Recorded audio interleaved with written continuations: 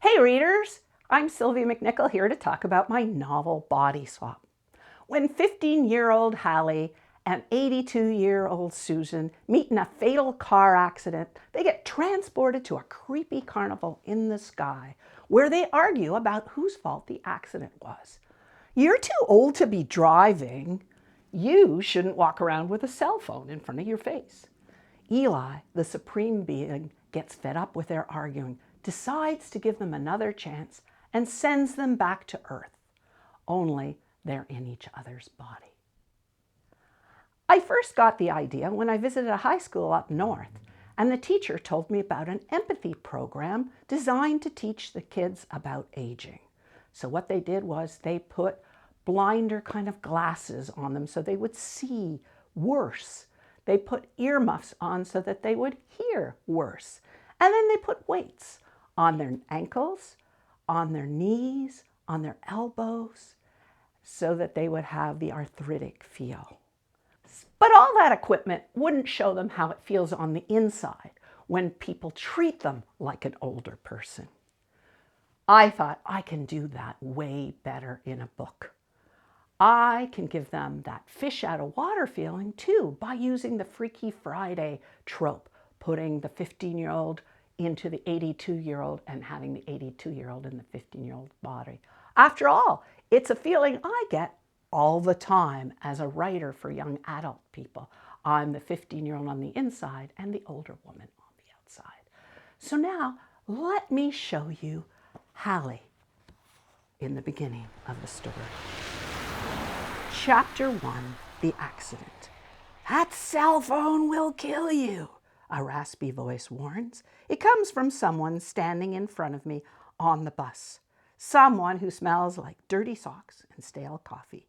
A male voice that sounds very definite about phone fatalities. I ignore him. What's happening on my little screen is way more important.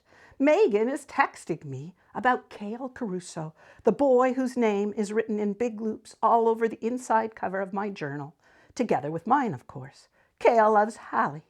Mrs. Cale, Prince Caruso. Haley and Cale forever. That one's in a heart with an arrow going through it. And today, we're finally going to begin our forever. A cane knocks hard into my knee. Ow! Does that old guy plan to beat me to death with that thing? He coughs a loud fake Senior's Day at the mall. Why do they have to have it during our Christmas break? The stuffy warm bus heats up all the body odors into a boiled broccoli and wet dog potpourri.